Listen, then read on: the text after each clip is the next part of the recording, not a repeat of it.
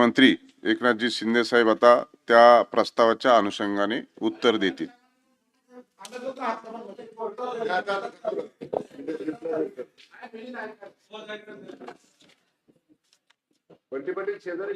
सभापती महोदय, काळे साहेबांनी सांगितलं ना साहेब, आपण त्या अधिकाऱ्याला त्या घटनेसाठी नाही बरोबर आहे.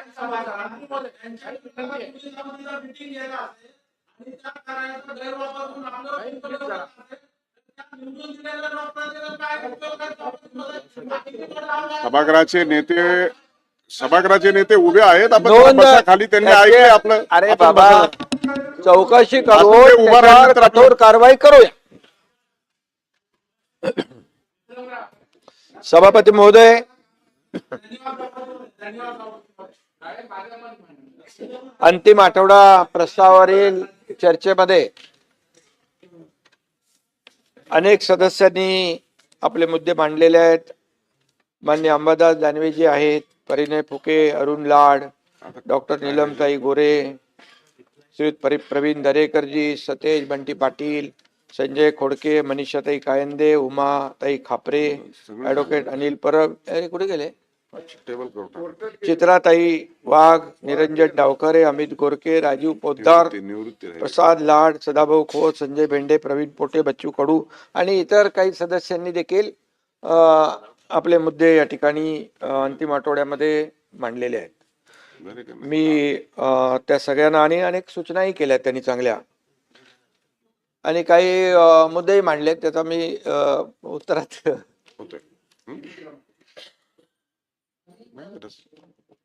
सर्व सन्माननीय सदस्यांचं सभापती महोदय मी आभार मानतो.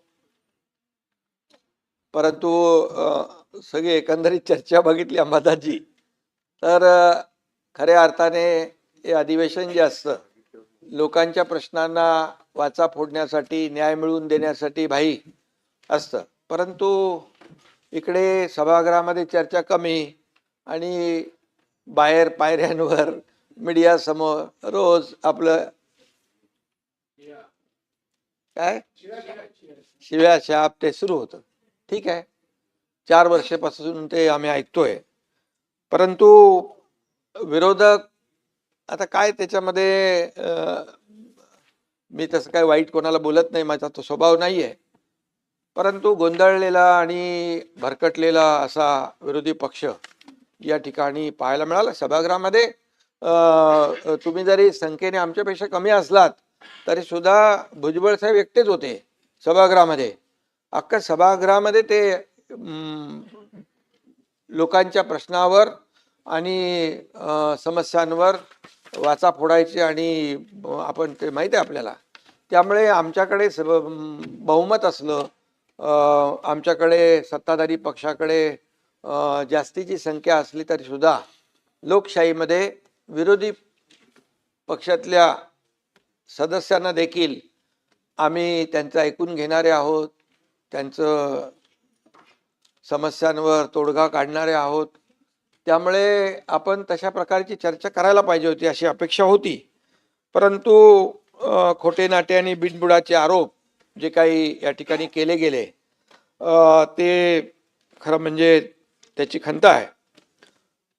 खरं म्हणजे या सभापती महोदय आपलं अधिवेशन सुरू झालं त्यावेळेसच आपण पाहिलं की पाऊस पुढे गेला होता, दुष्काळाचं संकट आपल्यावर होतं आणि शेवटच्या आठवड्यापर्यंत देखील आपण तशीच परिस्थिती पाहत होतो.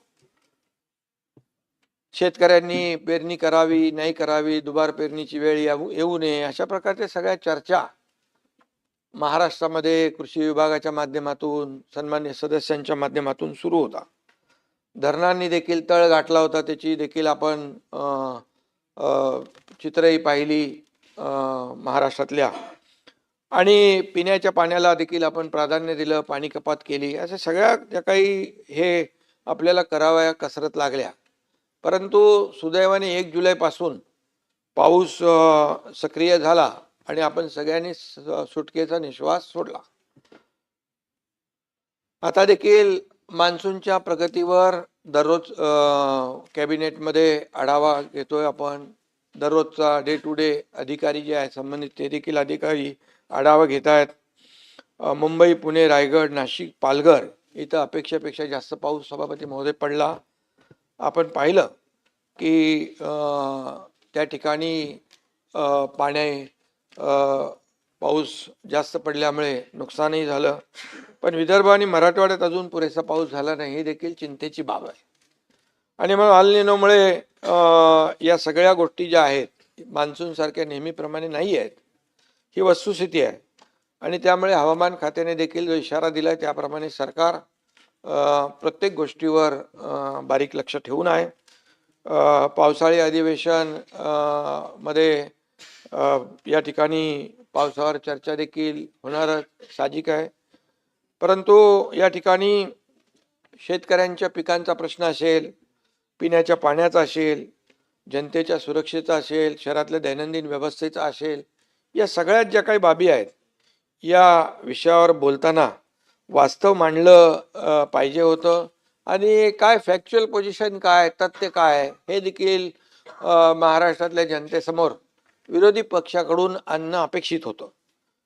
परंतु विरोधासाठी केवळ विरोध करू नये असं आपण नेहमी म्हणतो, आणि तर ते काही या ठिकाणी दिसून आलं नाही. पावसाचं देखील राजकारण भरपूर झालं. आणि वस्तुस्थिती आहे, या पावसामुळे अनेक दुर्घटनाही घडलेल्या आहेत.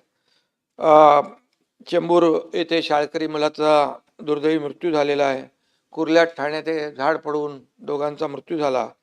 शाकी नाक्यामध्ये मॅनहोलमध्ये देखील पडून एक दुर्दैवी घटना झालेली आहे. मानखुर्दमध्ये देखील चाळ कोसळून दुर्दैवी मृत्यू झाले. या घटना सगळ्या आपल्या सगळ्यांनाच वेदना देणाऱ्या आहेत आणि याचं समर्थन कोणी करू शकत नाही. आणि यासाठी सरकार देखील म्हणून आपण उत्तरदायी आहोत. या दुर्घटनामधल्या मृतांच्या नातेवाईकांच्या प्रती मी देखील सहवेदना, आपल्या सगळ्यांच्याच आहेत त्या सहवेदना या ठिकाणी व्यक्त करतो. पिंपरी चिंचवड मधली ती डेपोची घटना देखील, दुर्घटना सभापती महोदय, तिथे देखील एक झालेली आहे. तिथे देखील काम सुरू आहे. परंतु या ठिकाणी पावसाळ्यातल्या या घटना ज्या आहेत, या घटना आपण जर पाहिल्या गेल्या काही वर्षामधल्या, तर ग्लोबल वॉर्मिंग आणि क्लायमेट चेंजमुळे या ठिकाणी खूप मोठ्या प्रमाणावर निसर्गाचं चक्र पूर्ण बदललेलं आहे. हे वस्तुस्थिती नाकारता येणार नाही. मी अध्यक्ष सभापती महोदय, 1981 ते 2000 दरम्यान मुंबईत सरासरी 2385 मिलीमीटर पाऊस पडायचा. गेल्या 25 वर्षात तो 15% वाढून 2672 मिलीमीटर पाऊस झाला. कमी कालावधीमध्ये जास्त पाऊस कोसळण्याचं प्रमाण जे आहे आणि प्रकार वाढीस लागलेले आहे. सुदैवाने नाशिकमध्ये ढगफुटी होणार पण ती सुदैवाने झाली नाही. त्यामुळे या सर्व ह्याच्यामध्ये जे काही आणि मुंबईमध्ये देखील पूर्ण मान्सूनमध्ये सीझनमध्ये जेवढा पाऊस पडतो त्याच्या 25% पाऊस भाई या आठवड्याभर पडला. 25% पूर्ण सीझनमध्ये पडणारा पाऊस फक्त गेल्या आठवड्याभरामध्ये झाला. 6 जुलैला विक्रमी पाऊस, अतिवृष्टीचा प्रचंड तडाखा देखील आपण पाहिलेला आहे. आणि अशा परिस्थितीमध्ये जनजीवन विस्कळीत होणं हे स्वाभाविक आहे. आणि म्हणून सरकारने देखील या संकटाला आपल्या सगळ्या प्रशासकीय यंत्रणांनी सज्ज राहून अनेक ठिकाणी आपण वेळीच पावलं टाकल्यामुळे अनेक ठिकाणी मोठी होणारी दुर्घटना टळलेली आहे. साताऱ्यामध्ये 90, पालघरमध्ये 1261, पुण्यात 568, रायगडमध्ये 1032, रत्नागिरीत 30, ठाण्यात 66, नाशिकमध्ये 298, अशा एकूण 3318 नागरिकांना सुरक्षित ठिकाणी हलवण्याचं काम सभापती महोदय आपल्या शासनाने, यंत्रणेने केलेलं आहे. आपत्ती व्यवस्थापन कक्षाने सचेत या प्रणालीद्वारे 16 कोटींपेक्षा जास्त SMS पाठवून पूर्व सूचना देण्याचं देखील या ठिकाणी काम केलेलं आहे. मुंबईमध्ये 4 NDRF पथकं तैनात आहेत. पालघर, ठाणे, रायगड, रत्नागिरी, सिंधुदुर्ग, सातारा, कोल्हापूर, सांगली, नांदेड, नाशिक आणि गडचिरोली, नागपूर आणि पुणे इथं 15 NDRF आणि 8 SDRF पथकं या ठिकाणी तैनात आहेत. अनेक लोकांनी अनेक प्रश्न या ठिकाणी उपस्थित केलेले आहेत की एवढं सगळं होऊन देखील आपण सरकारने काय केलं, पण सरकारने काय केलं ते मला सांगण्याची आवश्यकता आहे. आणि त्याचबरोबर आषाढी वारी सुरू होते. आपले लाडके वारकरी देखील त्यांचे पावसामुळे हाल झालेले आहेत, ही वस्तुस्थिती आहे. पूर आणि मुसळधार पावसामुळे आळंदी येथे रस्ते, पाणी पुरवठा योजना, पथदिवे सगळंच स्वच्छतागृह वाहून गेली. भाई ताबडतोब मला जेव्हा माहिती मिळाली तर ते नगरविकास विभागाच्या अंतर्गत ती नगर परिषद आहे, ताबडतोब त्या CO आणि कलेक्टरनी सांगितल्यानंतर 10 कोटी रुपयांचा तात्काळ त्यांना निधी आपण रिलीज केला. बोले अत्यावश्यक बाबी आहे आणि तिथं आपले सगळे वारकरी आहेत त्यांची गैरसोय होऊ नये म्हणून ती कामं युद्ध पातळीवर त्या ठिकाणी सुरू झालेली आहेत. आणि म्हणून त्यांच्या आपण म्हणतो आळंदीशी जाऊ ज्ञानेश्वर पाहू, तेने सुखे राहू सर्व काळ, असं म्हणून आळंदीत येणाऱ्या आपल्या लाडक्या वारकऱ्यांच्या वाटेतली सगळी विघ्न दूर करणं हे सरकारचं काम आहे, सरकारची जबाबदारी आहे. आणि म्हणून सरकार जबाबदारीपासून कुठंही बाजूला जाऊ शकत नाही, कारण सरकार हे सगळी विघ्न दूर करण्यासाठी कटिबद्ध आहे. आषाढीच्या दिवशी चंद्रभागेच्या तीरावर वारकऱ्यांचा महासागर उसळतो. वारीच्या या मार्गावर पंढरपुरात लाडक्या वारकऱ्यांसाठी आपण चोख व्यवस्था केली. आरोग्यमंत्री पण जाऊन आले तिकडे पंढरपूरला आणि त्या ठिकाणची व्यवस्था पाहिली आपण तर तिथे ICU देखील सुविधा ठेवतो आणि छोटी हॉस्पिटल्स, ICU अगदी चंद्रभागेच्या आपल्या त्या सगळ्या पटांगणामध्ये देखील मी स्वतः दरवर्षी तिकडे अगोदर जातो तयारी नियोजन पाहण्यासाठी. तर मोबाईल टॉयलेट असतील, बाकी सगळं व्यवस्था स्वच्छता याबरोबर ICU देखील त्या ठिकाणी तयार केले जातात. आणि आता आरोग्यमंत्री जाऊन आले, त्यांनी यावेळेस एअर ॲम्ब्युलन्स देखील त्या ठिकाणी यावर वेळेस दुर्घटना होऊ नये परंतु आपली तजवीज नियोजन ठेवलेलं. आता परिवहन मंत्री देखील रविवारी जाणार आहेत, काय 5,500 गाड्या बसेस त्या ठिकाणी वारीसाठी सोडतात. त्यामुळे कुठेही वारकऱ्यांना जे काही आपण दरवर्षी नियोजन करतो, टोलमाफीचा निर्णय देखील आपण त्यांना घेतलेला आहे. आणि म्हणून ह्या सगळ्या ज्या आहे कुठेही सरकार कुठं कमी पडणार नाही. आणि त्याचबरोबर सभापती महोदय, राज्यातल्या काही भागांमध्ये सरासरीपेक्षा देखील पाऊस कमी पडलेला आहे, ही वस्तुस्थिती आहे. खानदेश, मध्य महाराष्ट्र, पश्चिम विदर्भ, मराठवाड्यात ही परिस्थिती आहे. ही पुढील 10 दिवस हीच स्थिती राहण्याचा अंदाज आहे. त्यामुळे शेतकऱ्यांनी काही ठिकाणी पेरणी केलेली आहे आणि जवळपास 50-55% पेरणी झालेली आहे. आणि त्यामुळे शेतकऱ्यांची चिंता साहजिक आहे. परंतु शेतकऱ्यांना आपण नेहमी शेतकऱ्यांचं सरकार म्हणतो, शेतकऱ्यांनी चिंता करू नये, शेतकऱ्यांना वाऱ्यावर सोडणार नाही असं नेहमी आपण सांगत असतो. पण जेव्हा जेव्हा संकट येतं त्यावेळेस सरकार शेतकऱ्यांच्या मागं उभं राहतं, हे आपण पाहतोय. मला आठवत आहे या ठिकाणी की जेव्हा मी मुख्यमंत्री होतो त्यावेळेस सुरुवातीला NDRFच्या नियमाप्रमाणे आपण पैसे देत होतो. दादा बरोबर आहे ना? NDRFच्या पण दुप्पट केले, 2 हेक्टरचं लिमिट 3 हेक्टर केलं. सततच्या पावसामुळे नुकसान मिळत नव्हतं ते आपण सुरू केलं. गोगलगाईने झालेलं नुकसान देखील आपण देऊ लागलो आणि त्यामुळे शेतकऱ्यांना या ठिकाणी, आणि ते आता तसं सुरू आहे. आता देखील आपण जे आम्ही कर्ज 2 लाखापर्यंत कर्ज माफ करण्याचा निर्णय घेतला. बच्चूभाऊ इकडे आहेत, मोठा मोर्चा घेऊन आले होते ते मुख्यमंत्री देवेंद्रजींनी.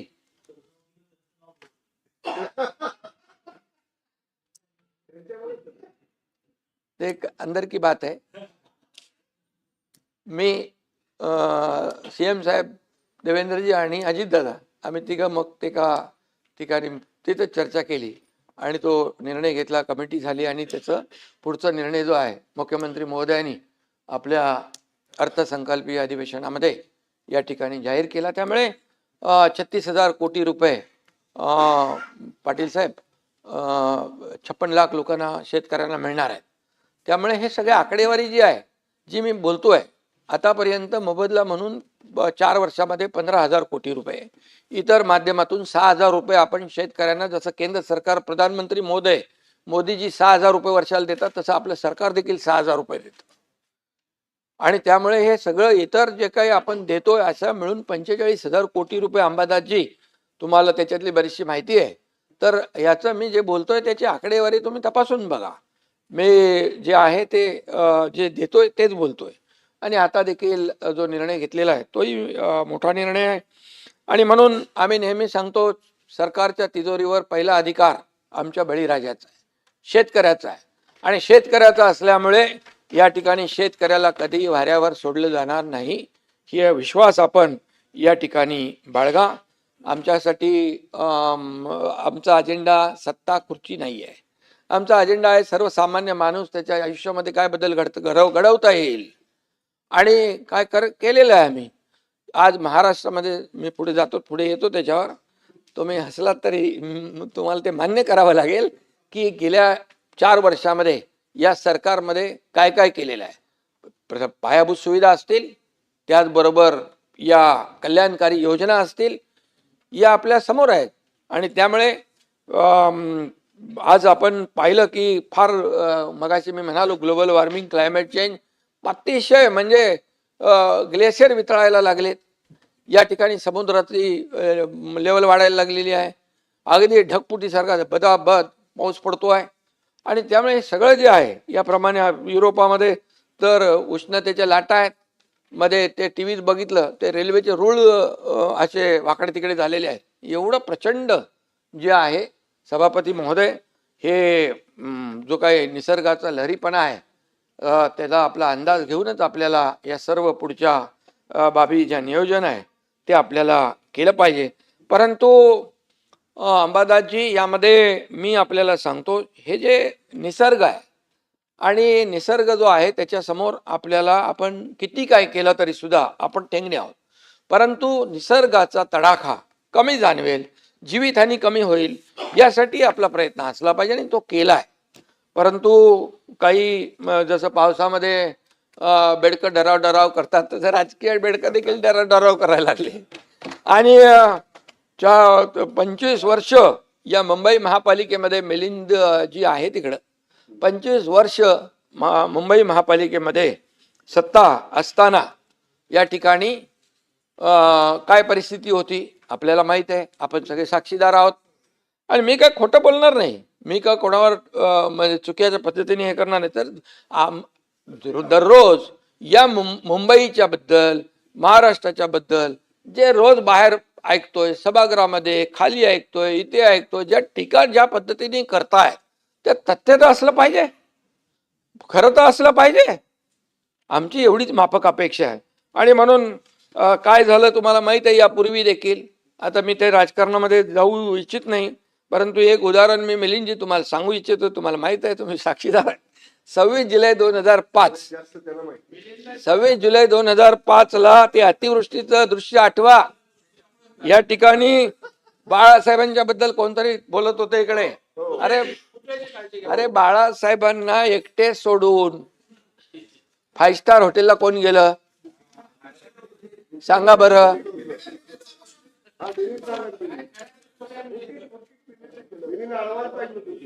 सभापती महोदय, म्हणजे काय आहे, आता जे लोक बोलतात त्यांना जुनं थोडं आठवून आपल्याला माहिती करून दिली पाहिजे, विसरतात. आणि म्हणून वारे ताज ते कुठे होतं ते माहिती आपल्याला.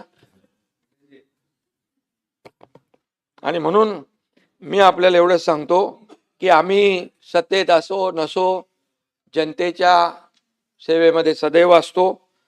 मग तुमचं कोल्हापूरचा पूर असू द्या, महालक्ष्मी एक्सप्रेस, दादा इकडे बसलेले आहेत, महालक्ष्मी एक्सप्रेस, सातारा सांगली महाड चिपळूण, या सगळ्या पुरामध्ये आपण पाहिलेलं आहे. सरकार म्हणून असेल किंवा आपली जबाबदारी म्हणून असेल, आम्ही कुठेही मागचा पुढचा कधी विचार केला नाही. इर्शाळगडची घटना आपल्याला माहित आहे. तेव्हा मी मुख्यमंत्री होतो, मला वाटतं अधिवेशन चालू होतं त्यावेळेस. अधिवेशन सोडून आम्ही गेलो, हे माझ्यावर मंत्री लोक होते. मला म्हणाले इर्शाळगडवर काय चालता येणार नाही, म्हणजे फार धोकादायक आहे. पण मी त्यांना सांगितलं मी जात नाही आहे, तुम्ही आता जा, मी पण जातोय, परंतु मी आपल्याला सांगतो मी SP आणि कलेक्टरच्या गाडीमध्ये आम्ही तिघच निघालो आणि तिघं सभापतीमध्ये येसाळवाडीत पोचलो. आम्ही तिकडे गिरीश महाजन पण वरती होते, ते सारखे सांगत होते इकडे येऊ नका, भयानक रस्ता असा आहे तसा आहे, हे सगळं सांगत होते. ते म्हणजे काळजीपोटी सांगत होते. परंतु आपल्याला मी सांगतो मी का गेलो भाई, त्या ठिकाणी आपले NDRF, आपले अग्निशमक दलाचे जवान, एक अग्निशमक दलाचा जवान जो जात होता हार्ट अटॅकने त्याचा मृत्यू झाला आणि तिथं मोठ्या प्रमाणावर ढिगारा उपसायचा होता, पाऊस होता, वादळ होता, तिथे धुकं होतं. कसं काम करणार ते लोक? मग जिथं जी टीम काम करत होती तिथं टीम म्हणजे सिडकोची टीम होती, इतर आपल्या डिपार्टमेंटची टीम होती, जिथे 500 लोक होते तिथे आम्ही 5000 लोक होते. तिथं मॅन्युअली करायचं होतं. तिथं काय मशीन नाही चालत ना काय चालत नाही. तिथली गेल्यानंतर परिस्थिती भयानक होती. एकीकडे जे मृत्यू झाले होते त्यांना खाली आणू शकत नाही, तिथंच खड्डे खणत होते त्यांचा तो विधी करण्यासाठी. अशा ठिकाणी देखील आम्ही गेलो. सांगण्याचा उद्देश असा आहे, तुम्ही लोक पण सगळं आपण एकच आहोत. तुम्ही पण कुठे दुर्घटना झाली तर धावून जाता, तिथं मदत करता लोकांना. परंतु या ठिकाणी काही करत नाही, सरकारने काही केलं नाही, सरकार उदासीन आहे, सरकारने वाऱ्यावर सोडलं हे बोलता कामा नये. आणि म्हणून या ठिकाणी आम्ही देखील, मी हॉस्पिटलमध्ये होतो, तिथून माझं काम चालू होतं, फोन करणं, हे करणं, ते करणं. कुठं मुख्यमंत्री महोदय देखील आपल्या वॉर रूम मध्ये होते, तिथून पूर्ण महाराष्ट्रामध्ये कुठे काय चाललंय, आमचे मंत्री सगळे होते. सगळे मंत्री जिथं जिथं पालकमंत्री सगळे असतील, मंत्री असतील, आपापली जबाबदारी पार पाडत होते, घरी बसले नव्हते. फेसबुक लाईव्ह वाले आम्ही नाही, फेस टू फेस वाले आहे, फील्डवर काम करणारे लोक आम्ही आहोत. आणि म्हणून या ठिकाणी खोटी सहानुभूती दाखवणारे आम्ही नाही आहे. आणि म्हणून सभापती महोदय, या ठिकाणी 25 वर्षामध्ये या मुंबई महापालिकेमध्ये काय परिस्थिती झाली आपण पाहिलेलं आहे आणि त्याचीच फळं आज आपण भोगतोय. जे कामं 25 वर्षापूर्वी व्हायला पाहिजे ती, मी मुख्यमंत्री झाल्यानंतर पहिलं त्याचं काही निर्णय STP साधे नव्हते. मिलिंदजी बरोबर आहे, 7 STP सुरुवात केली आपण, असंच पाणी वाहत होतं. बंटीजी, प्रदूषित पाणी समुद्रात, तिथं आता STPचं काम 1-1.5 वर्षामध्ये STP तयार होतील. समुद्रामध्ये जाणारा प्रत्येक थेंब हा ट्रीटमेंट होऊन जाणार आहे. हे का करू शकले नाही? आज खड्ड्यांचा प्रवास का केला 25 वर्ष लोकांनी? का अपघात झाले, का मृत्यू झाले, याचा लेखाजोखा कोण मांडणार, याचा हिशोब कोण देणार? आणि म्हणून कॉन्क्रीटचे रस्ते देखील आम्ही या ठिकाणी केलेले आहेत. मिठी नदीच्या गाळामधलं मिठी नदी तर एकदमच फेमस आहे आणि त्याच्यामध्ये देखील करोडो रुपये गेले गाळामध्ये. पण ते काय मिठी नदी आता ती आपण साफ करतोय. आणि म्हणा ते काय कोण तो काय दिनू काय कोण आहे, हा गणपती बाप्पा मोर्या बोलायचं नाही, काम द्यायचं दिनू मोर्याला. आता दिनू कहा गया पता नाही म्हणजे.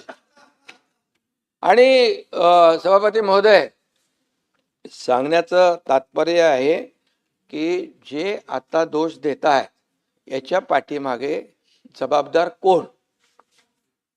आणि म्हणून सभापती महोदय, महाराष्ट्र कर्नाटक सीमेवर देखील अनेक मराठी बांधवांनी आपलं रक्त सांडलं. याच कर्नाटकच्या महाराष्ट्रद्रोही परवा सीमावासी आले होते, आपण होते ना, सीमावासी आले, काय व्यथा सांगत होते? झोडपतात, बोर्ड लावून देत नाही, मराठी कागदपत्र देत नाहीत, कोणाला येऊन देत नाहीत. काय चाललंय? अरे मंत्र्याला पण येऊन देत नाही. हे काय पाकिस्तान आहे? हा देशाचा एक भूभाग आहे. आणि अशा प्रकारचं त्या ठिकाणी हे करतात. तर त्या महाराष्ट्रद्रोही मुख्यमंत्र्यांना बोलवून त्याला शाल आणि बुके देण्याचं पाप कुणी केलं? त्याचे फोटो आलेत. आणि म्हणून हे जे काय आहे, यांची बाळासाहेब असते तर असं केलं असतं का? का सुनील शिंदेजी, बाळासाहेब असते तर असं केलं नसतं. आणि म्हणून नाही कसं, आणि म्हणून परवा सीमा प्रश्नी बैठक झाली. त्या ठिकाणी तुम्ही वैयक्तिक कोणी आपल्याला घेऊ नका आपल्यावर. अरे समोर तुम्ही आहात तर तुमच्याशी बोलणार ना. इथे काय विरोधी, काय शत्रू थोडे आपण. त्यामुळे सभागृहामध्ये आपण लोकांच्या सेवेसाठी आलेलो आहोत, जनतेच्या सेवेसाठी आलो. या ठिकाणी सीमा प्रश्नाच्या बैठकीनंतर पवार साहेब खाली जाता जाता तिकडे आले. त्यांना कोणाशी त्यांच्या लोकांशी बोलायचं होतं. माझ्या दालनामध्ये आले आणि मी वरती कॅबिनेटला होतो. मला माहीत पडलं तिकडे पवार साहेब आलेत. आता ज्येष्ठ नेते पवार साहेब आता आपले तिकडे बसले दालनात. मी ताबडतोब गेलो. त्यांना आपली संस्कृती आहे, शाल श्रीफळ दिलं. अरे काय किती मिरच्या, किती पोटदुखी, किती मळमळ, किती जळजळ, काय? अरे काय मी जल्लोषेल चालणार नाही, जमाल गोटा पाहिजे.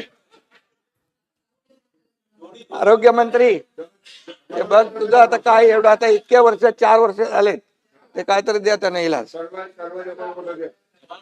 50 वेळा सभापती महोदय मुख्यमंत्री देवेंद्रजींकडून जाऊन त्यांना बुके देऊन लोटांगण घालून सगळं भेटतात. आम्ही कधी देवेंद्रजींनाही विचारलं नाही आणि देवेंद्रजींनी देखील मला विचारलं. आमच्या दोघांना एकमेकावर विश्वास आहे. अरे जे लोक जे अशा पद्धतीने काही विचार करतात ते स्वतःची फसगत करतायत. आणि म्हणून आपल्याला मी सांगतो, पवार साहेब एक ज्येष्ठ नेते आहेत. आमची संस्कृती आहे, महाराष्ट्राची परंपरा आहे. ही विकृती कसली आहे?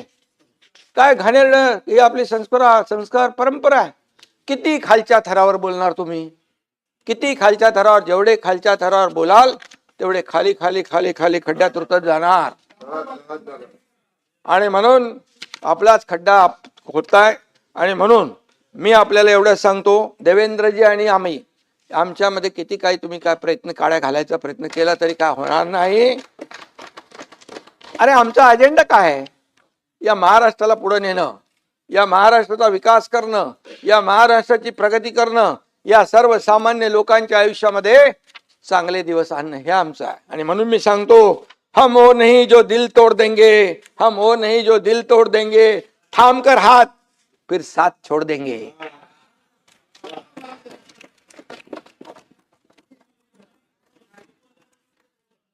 पानी की तरह ये दोस्ती हमारी, पानी की तरह दोस्ती हमारी, कोई कितना भी चाहे हम जुदा नहीं होंगे.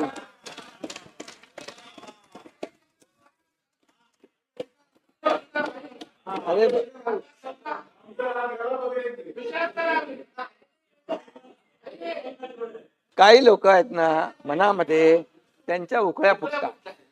अरे ह्यांच्यामध्ये काहीतरी चालू नाही. आम्ही रोज एकमेकांशी बोलतो, एकमेकांशी संपर्क असतो आमचा. कुठे काय झालंय, कुठे काय करायचंय, हे सगळं आहे. आमचा अजेंडा स्वार्थ नाही, आमचा अजेंडा परमार्थ आहे. लोकांना मदत करणं आमचा अजेंडा आहे. आणि म्हणून कालपर्यंत सभापती महोदय राम भक्तांना हरामखोर म्हणणारे आज राम रक्षा म्हणू लागले.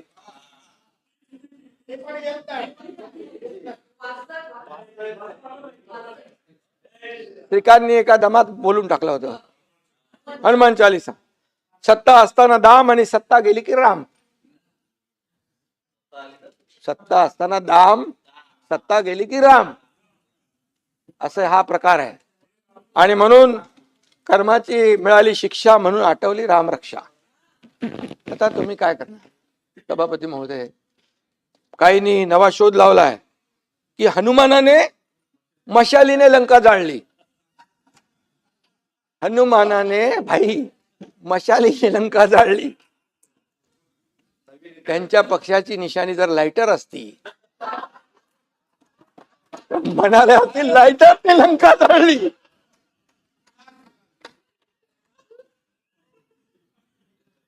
अरे तुम्ही महाविकास आघाडीचे पाटील साहेब सांगा तरी, आता रामानंद सागरला परत ते रामायण सांगायला लावू का? अरे याच्यामध्ये अंबादास एकदम त्याला पूर्ण इतिहास माहित आहे. आणि म्हणून काय बोलतील याचा नेम नाही. आणि मी नेहमी सांगतो, जो राम का नहीं वो किसी काम का नहीं. आता त्यांना कळलंय आणि म्हणून ही उपरती सुचलेली आहे. आणि म्हणून हनुमान चालीसा म्हणणाऱ्या आमदार खासदारांना जेलमध्ये कोणी टाकलं? आणि म्हणून मी सांगतो, आपल्याला देखील नावं घेत नाही मी, तुम्हाला उगाच नोटीस बिटीस यायला नको. विचारणं होईल लगेच. हा संध्याकाळी विचारणं होईल कसं जाऊ घेतलं तुमचं. नहीं, म्हणजे ऐसे लोगों से रखना दूरी जिनके मुंह में राम और बगल में छुरी, इसलिए मैं बता रहा हूं. सही आहे, सही आहे. अयोध्येमध्ये राम मंदिरामध्ये जे झालं,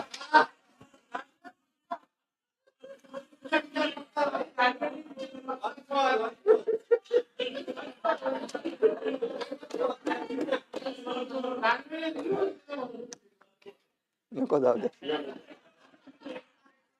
अयोध्येत राम मंदिरामध्ये जे झालं त्याचं कोणी समर्थन करू शकत नाही.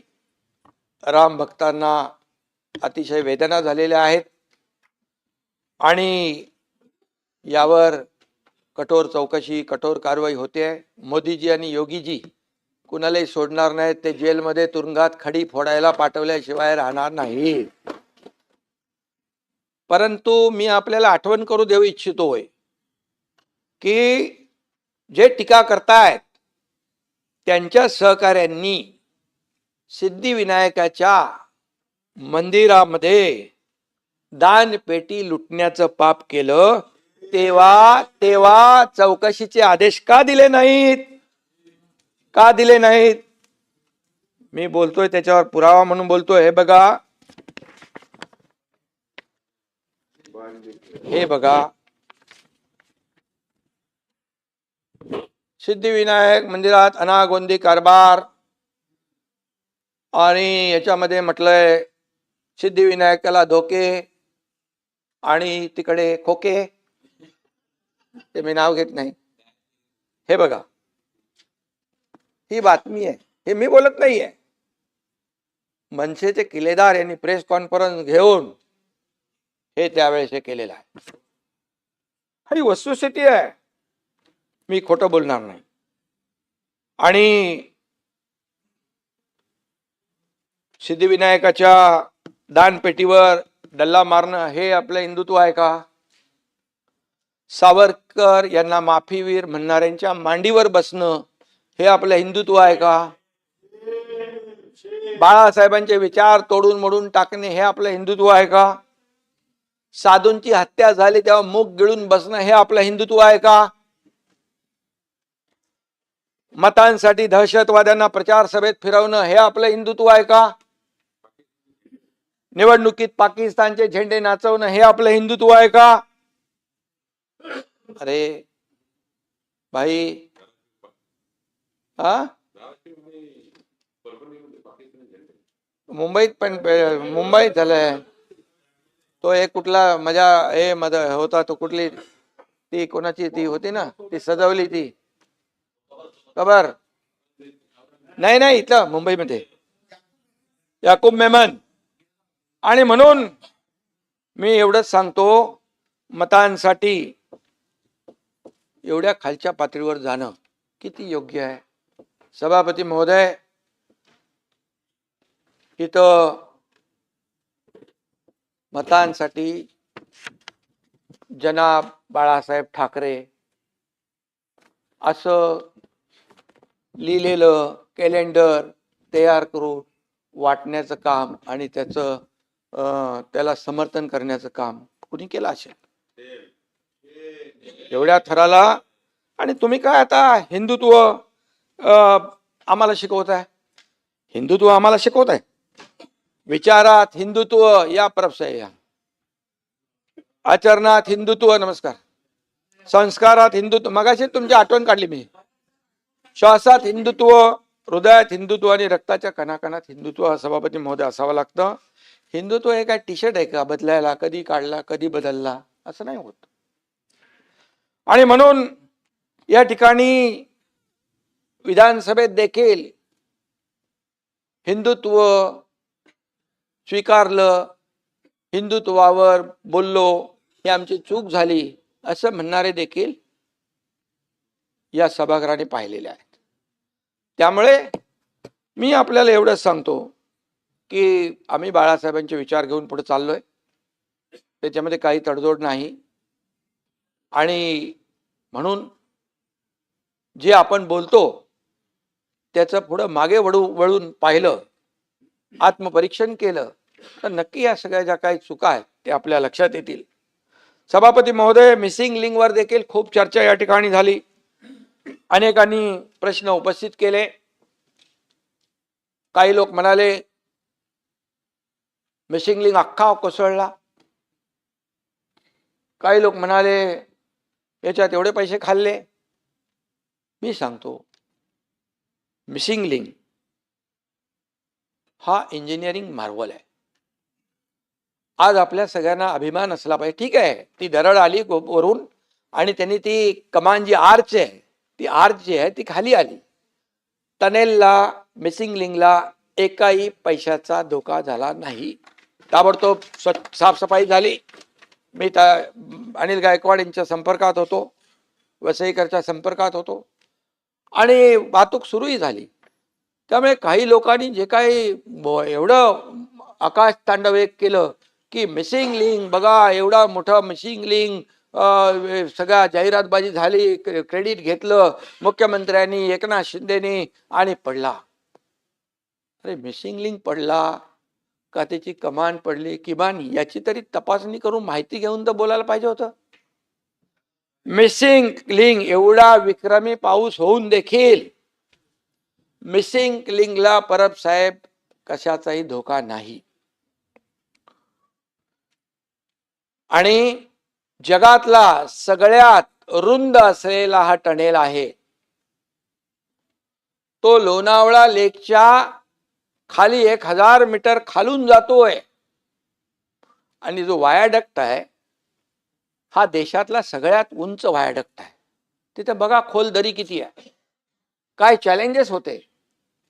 तिथल्या ज्या अधिकाऱ्यांनी हे बनवलेलं आहे त्यांना अभिनंदन केलं पाहिजे. त्यांचं चॅलेंजिंग जॉब होता. कितीतरी लोक काम सोडून गेले. हवा एवढी तेज हवा यायची, त्या हवेच्या झोकामध्ये काम करता येत नव्हतं.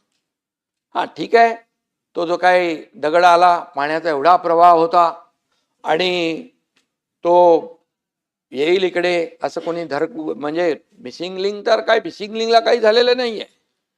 मिसिंग लिंक आता गाडी तुम्ही पाटील साहेब तिकडून गेला असाल ना, आता चालू झालाय तो, आता जाणार तुमच्याकडून, त्यामुळे तो चालू आहे.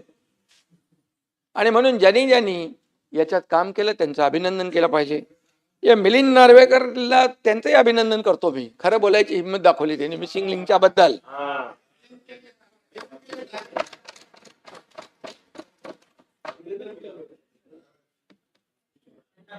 एक ध्यान में रखो,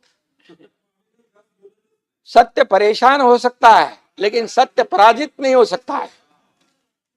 आणि म्हणून मी त्यांनी ट्विट केलं, पण काय लोक ट्विट करत होते, ठीक आहे. पण एक मी दुःख या गोष्टीचं आहे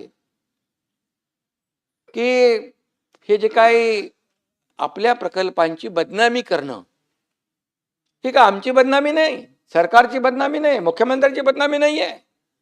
परब साहेब, ही आपल्या राज्याची बदनामी आहे. आज या मिसिंग लिंकला पाहण्यासाठी देशातून नाही विदेशातून लोक येत आहेत. कसा हा मिसिंग लिंक झाला, कसा वायाडक्ट उभा राहील. ठीक आहे, त्या पाणी आलं, फ्लो आला आणि त्याची कमान जी आहे ती बाहेर लावलेली आपण ते डेकोरेशन सारखं करतो, फसाट टाईप, ते खाली आले. आणि म्हणून या ठिकाणी महाराष्ट्राचे शत्रू ही करत नसतील एवढी बदनामी आज लोकशाहीमध्ये आपले विरोधी पक्षातले सदस्य किंवा सदस्य नसतील, आपले कोणी असतील, नेते असतील, ते करत असतील. पण खऱ्या अर्थाने जे लोक महाराष्ट्राच्या प्रकल्पांची बदनामी करतायत त्यांना आपण काय म्हणणार. काही लोकांनी तर म्हणाले देशाचे शत्रू आहेत. मोदीजींच्या बद्दल जाऊन बाहेर प्रदेशामध्ये देशाची बदनामी करतात, आपल्या प्रधानमंत्र्यांची बदनामी करतात. आता इथं महाराष्ट्रामध्ये, राज्यामध्ये राहून महाराष्ट्राची बदनामी करणारे कोण? महाराष्ट्रद्रोही म्हणायचं आम्ही त्यांना? हे महाराष्ट्रद्रोहच होऊ शकतो. आणि म्हणून हे राज्याचे दुश्मन जे आहेत त्यांना माझं सांगणं आहे, तुम्हाला नाही, त्यांना माझं सांगणं आहे, कुठलाही प्रकल्प आपला जर झाला बदनाम तर ती महाराष्ट्राची बदनामी होते, कुठल्या पदाधिकाऱ्याची, मुख्यमंत्र्याची नाही ना मंत्र्याची नाही. त्यामुळे शेवटी आपल्याला हे देखील तारतम्य बाळगलं पाहिजे. परवा वायनाडमध्ये दुर्घटना घडली, दरड कोसळून 6 जणांचा दुर्दैवी मृत्यू झाला. त्याचं दुःख आम्हालाही आहे. बिलकुल कोणाचे मृत्यू होणं हे त्याच्या परिवाराला जे चटका बसतो, वेदना होतात, ते आपल्याला देखील संवेदनशील लोकांना व्हायलाच पाहिजे. पण त्याचं राजकारण करायचं का? दरड कोसळली, तिथला खासदार, पुढे राज्य सरकार त्याच्यावर कारवाई करा, त्याची बदनामी करा, असं आम्ही केलं नाही कुठं. सभापती महोदय, सतेज पाटील साहेबांनी मिसिंग लिंकसाठी 50% खर्च वाढ झाली असं आपण म्हणालात. डॉक्युमेंट ऑनलाईन आहेत की नाहीत हे आपण प्रश्न उपस्थित केलात. पण मी आपल्याला सांगतो, या प्रकल्पाची किंमत 6,695 कोटी रुपये, प्रत्यक्ष खर्च 7,189 कोटी रुपये, वाढ फक्त 7.26%, मंजूर रकमेच्या 10% देखील कमी. ही वस्तुस्थिती आहे, ही तपासून घ्या. लपवाछपीचा काय विषय येत नाही. मी ते सभागृहात बोललोय आणि मी ते बोलल्यानंतर मी जे बोलेन ते तपासून घ्या. कागदपत्रे NIC पोर्टलवर उपलब्ध आहेत, ती देखील आपण पाहावीत, वाचावीत. हा प्रकल्प अत्यंत गुंतागुंतीचा, मी मगाशी म्हणालो, तांत्रिक दृष्ट्या अतिशय आव्हानात्मक आहे.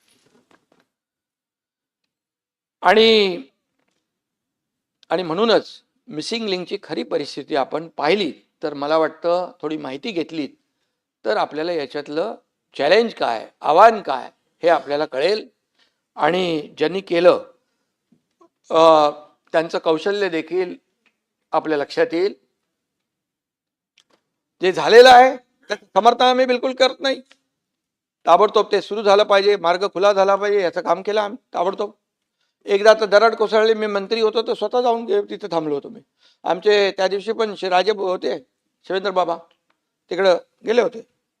या सतेजजी, या प्रकल्पामुळे मुंबई पुणा 40 मिनिटांनी अंतर कमी झालं. पुढचं सातारा, तुमचं कोल्हापूर, सगळंच. पश्चिम महाराष्ट्रामध्ये हा गेम चेंजर प्रकल्प आहे.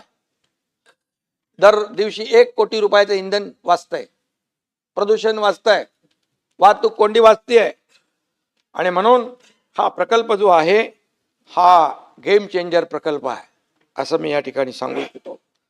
सभापती महोदय, हा रस्ता जो आहे मुंबई पुण्याचा, जेव्हा मुंबई पुणे हा द्रुतगती मार्ग झाला, गडकरी साहेबांनी केला त्यावेळेस, बाळासाहेबांच्या संकल्पनेतून, त्यावेळेस देशातला हा ऍक्सेस कंट्रोल पहिला रस्ता होता. आणि मुंबई पुणे हा अपडाऊन लोक रोज करू लागले. IT पार्क वाढले, सर्व्हिस इंडस्ट्री वाढली, मोबाईल इंडस्ट्री वाढली, तिकडे रिअल इस्टेट बूम झाला, किती प्रगती झाली. एक रस्ता काय करू शकतो. आणि आता या मिसिंग लिंकमुळे देखील त्याच्यामध्ये आणखी फायदा होईल आणि मग या सगळ्या क्षेत्राला त्याचा फायदा होईल. आणि म्हणून मी एवढंच सांगतो की ज्यांनी ज्यांनी हे काम केलंय त्यांना सल्यूट केला पाहिजे. आणि ज्यांनी आरोप केलेत त्यांच्याबद्दल देखील मी एक सांगू इच्छितो की इल्जाम लगाने से पहले आईना देखा होता, इल्जाम लगाने से पहले आईना देखा होता, सच की रोशनी में अपना चेहरा भी नजर आया होता. सच्चाई बघा, सत्य बघा, पण डोळ्यावर टिकेची झापडं बांधल्यानंतर काय कळणार, काय कळणार. आणि म्हणून सत्सद विवेक बुद्धीची जी लिंक आहे तीच मिसिंग झाली तर आम्ही काय करू शकत नाही. कनेक्टिंग लिंक 24 तासात सुरू झाली, पण विरोध करणाऱ्यांची लिंक 24 वर्ष उघडते का नाही माहित नाही. ठीक आहे, जाऊ द्या. मागे अटल सेतूच्या बाबतीमध्ये असंच केलं. अरे अटल सेतू उखडला उखडला उखडला उखडला. अरे जो तो चालला अटल सेतूवर सभापती महोदय फोटो काढायला, सेल्फी पॉइंट झाला तिकडं. काय होतं, सर्व्हिस अप्रोच रोडला एक भेग पडली होती. आज अटल सेतूवर जातोय ना आपण, सगळे जातोय आपण. आज अटल सेतूमुळे एअरपोर्ट नव्या मुंबईचं एअरपोर्टला जाण्याचं अंतर किती वाचलं, किती फायदा झाला अटल सेतूमुळे. आणि या सगळ्या गोष्टी ह्या ज्या काही आपण केलेल्या आहेत, याचं जी कनेक्टिव्हिटी आपण केली आहे महाराष्ट्रामध्ये, त्याचं कौतुक करायचं तर जाऊ द्या, परंतु टीका तरी करू नका. खऱ्या अर्थाने या अटल सेतूवर परबसाहेब 30,000 पेक्षा जास्त वाहनं इथून ये जा करतायत आता. आणि अनेक देखील टीका झाल्या मॅन्युअल मधून. मगाची मी चर्चा केली, मॅन्युअल मध्ये पडून मृत्यू झाला. 5 वर्षापूर्वी देखील डॉक्टर अमरापूरकरांचा असा दुर्दैवी मृत्यू झाला होता. एक डॉक्टर होते ते. या घटना सगळ्या दुःखदच आहेत, या वेदनादायीच आहेत. झाड पडून मृत्यू झाले पूर्वी, पण सगळा हिशोब आहे आमच्याकडे. पण या घटना टाळल्या कशा जातील याच्यावर आपण एकमताने विचार केला पाहिजे का. त्याचं राजकारण करता कामा नये. मला त्याच्यावर काय राजकारण करायचं नाहीये. कोणाच्या काळात किती झाडं पडली, कोणाच्या काळात किती मृत्यू झाले, ते काय मृत्यूचं राजकारण करणं सगळ्यात दुःखद आहे, सगळ्यात दुर्दैवी आहे. आणि म्हणून या दुर्घटनेचं राजकारण थांबवून संवेदना दाखवण्याची आवश्यकता आहे. रस्त्याच्या काँक्रिटीकरणामुळे झाडं पडली असे काही लोकांनी आरोप केलेला आहे. महापालिका आयुक्तांनी त्याचा खुलासा केलेला आहे. मी पुन्हा एकदा सांगू इच्छितो, गेल्या आठवड्यात मुंबईत 830 झाडं कोसळली. त्यापैकी सरकारी आणि रस्त्यावरची 350 झाडं होती. बाकी 480 झाडं सभापती महोदय खाजगी जागांवर होती, सोसायट्या वगैरे. काँक्रिटीकरणाचा जो विषय आहे, काही ठिकाणी नक्की असू शकतं, परंतु आपण जे आता काँक्रिटीकरण जे इतके वर्ष झालं नव्हतं, 2 फेजमध्ये 6,500 कोटीचं काँक्रिटीकरणाला मंजुरी दिली, त्याच्यामध्ये सॉकपीट देखील ठेवायला सांगितलेले आहेत. जी झाडं आहेत त्याच्या बाजूला आळं झालं पाहिजे, त्यातून माती असली पाहिजे, तिथून पाणी मुळापर्यंत गेलं पाहिजे. त्या सगळ्या गोष्टी ज्या आहेत त्या सांगितल्यात. आणि कुठे त्याची अंमलबजावणी होत नसेल तर बिलकुल आम्ही ते करू. आणि आता आपण पाहिलं की 80-90च्या स्पीडने वारे वाहत होते, त्यामुळे झाडं पडली, फांद्या पडल्या. ही वस्तुस्थिती आहे. 20 वर्षात पावसाचं गणितच बिघडून गेलेलं आहे. ज्या पद्धतीने पाऊस वाढलाय त्या पद्धतीने आपण तशी योजनाही करतोय. मुंबई महापालिकेमध्ये पुराच्या नियंत्रणासाठी जे काही योजना केलेल्या आहेत, महापालिकेचे 547 पंप कार्यरत आहेत. MMRDA, रेल्वे आणि इतर यंत्रणा धरून 990 पंपांची व्यवस्था, 6 मोठी pumping station, 10 mini pumping station कार्यरत आहेत. पावसाळ्यापूर्वी छोटे मोठे नाले आणि मिठी नदी नालेची सफाई जी आहे ती ती झाली, त्याच्यावर काही आरोप झाले. नाले सफाईत AI तंत्रज्ञान देखील वापरण्याचं काम केलं. पूर्वी गाळ न काढताच काय काय व्हायचं ते देखील त्याचे साक्षीदार आपण आहोत. AI तपासणीमुळे 2025 मध्ये कंत्राटदारांना 12.5 कोटी, तो अंबादाजी लिहून घ्या, आणि 2026 मध्ये 9,25,00,000चा दंड आकारण्यात आलेला आहे. आकडे व्हेरीफाय करा. पूर्वी कागदावर नाले सफाई व्हायची, तशी आता नाही होत. सर्वात महत्वाचं म्हणजे मुंबईच्या एकात्मिक पूर नियंत्रणासाठी स्वतंत्र प्रकल्प तयार करून केंद्र शासनाकडे तो पाठवला आहे. 13,000 कोटींच्या प्रकल्पाला केंद्र सरकारने तत्वतः मान्यता दिलेली आहे. यामुळे सभापती महोदय, शहरातील 370 हॉटस्पॉट दूर होतील. सर्वात महत्वाचं म्हणजे ज्या ठिकाणी पाणी साचतं तिथं 30 मिनिटात निचरा होईल अशी व्यवस्था या ठिकाणी उभी राहील. आणि मुंबई पाण्याखाली जाऊच नये अशा प्रकारची भावना तुमची आमची सगळ्यांची आहे. अशी व्यवस्था आपण या ठिकाणी पुढच्या ह्या सगळ्या प्रकल्पांमध्ये आहे. मी एकच सांगतो की एवढ्या मोठ्या पावसात देखील कुठली मेट्रो बंद झाली नाही. मेट्रो तपासून घ्या. आणि गेल्या पावसामध्ये जे काही अनुभव आले ते दुरुस्त केले यावेळेस.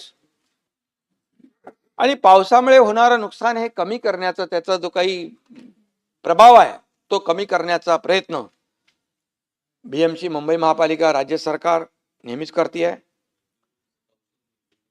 पण आता यापूर्वी फक्त मलमपट्टी व्हायची, आता मलमपट्टी नाही, कायमस्वरूपी त्याच्यावर तोडगा झाला पाहिजे, कायमस्वरूपी त्याच्यावर काम झालं पाहिजे.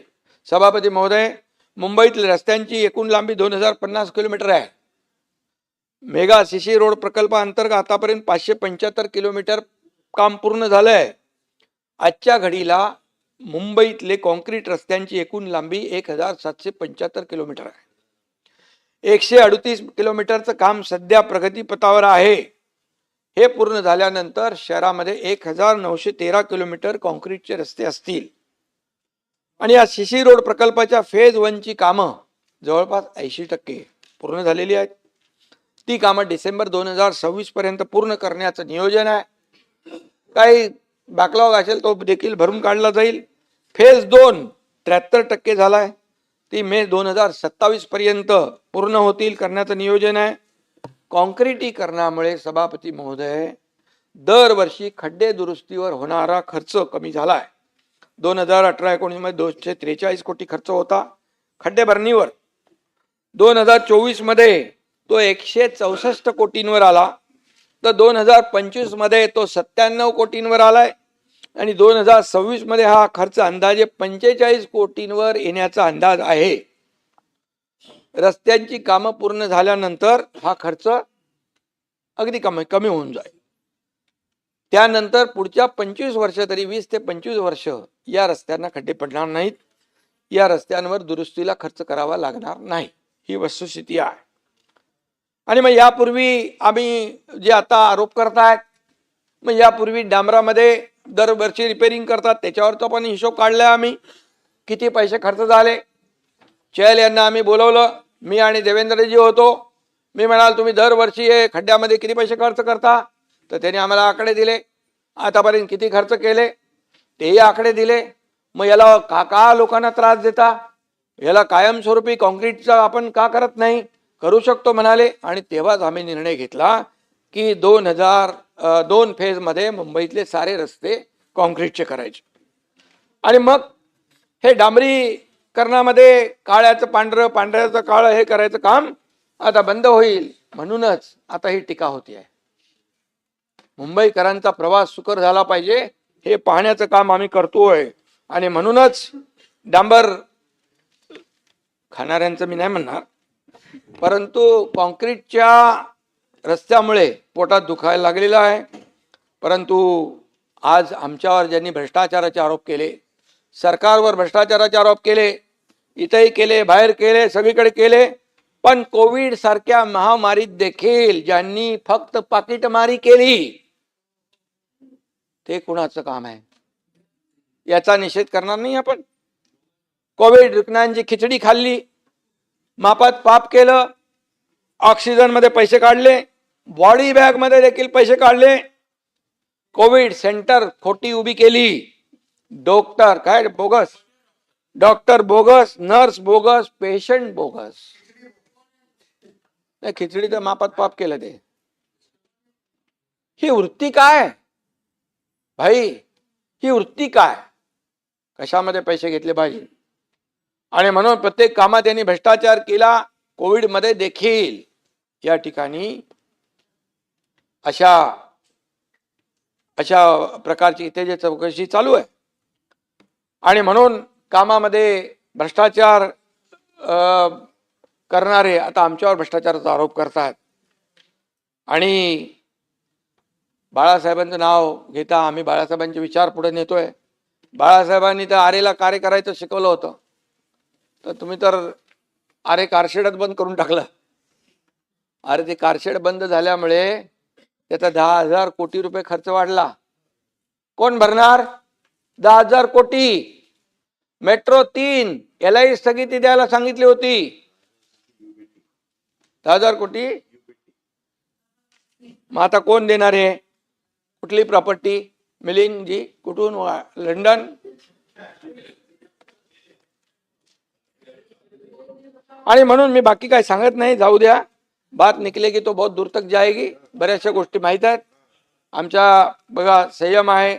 आम्ही तुम्ही 4 वर्ष शिव्या देत राहा, 4 वर्ष शिव्या देत. अरे खूप काय आमच्याकडे आहे, शिव्या देणार नाही आम्ही. आम्ही गायीच्या शापाने काय म्हणतो, कावळ्याच्या शापाने गाय मरत नाही, परंतु ही वस्तुस्थिती आम्हाला लोकांसमोर आणण्याला भाग पाडू नका बस. खूप माझ्याकडे सगळं आहे. आणि म्हणून मेट्रोचा प्रकल्पाचा फायदा लाखो लोक मुंबईकर घेत आहेत. 450 किलोमीटर पैकी 101 किलोमीटरचं नेटवर्क प्रवाशांच्या सेवेत दाखल झालेलं आहे. सभापती महोदय, ही महामुंबईची नवी लाईफलाईन आहे. आज फेज मध्ये आपण मेट्रो पूर्ण करतोय. मेट्रो 3 मधून देखील लाखो लोक प्रवास करत आहेत. मोदीजींनी त्याचं लोकार्पण केलं. अरे ज्याचं भूमिपूजन केलं त्याचं लोकार्पण देखील करण्याची हिंमत आम्ही केली. एवढ्या फास्ट प्रकल्प राबवले.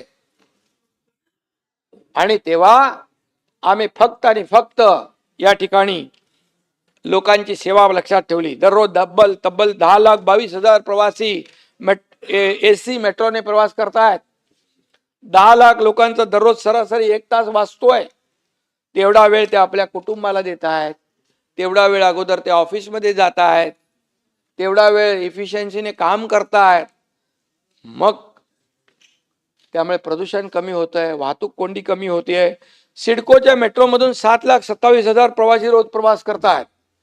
इन्फ्रा प्रकल्पांना गती देताना राज्याचा महसूल देखील वाढवतोय. मी हे का सांगतोय? तुम्ही सांगताय काय केलं तुम्ही? काय फक्त भ्रष्टाचार केला, करप्शन केलं? अरे आमचं करप्शन नाही आहे, आमचं नेशन फर्स्ट आहे. आणि करप्शन फर्स्ट कोणाचं आहे? आणि म्हणून जे आम्ही केलंय ते समोर आहे.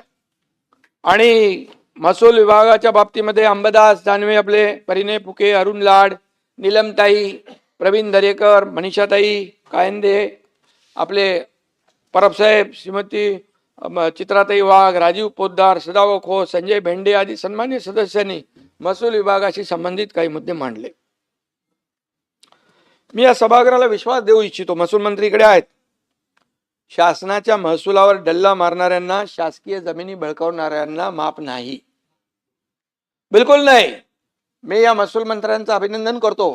हे फटाफट निर्णय घेतात, लोकांच्या फायद्याचे फास्ट घेत आहेत.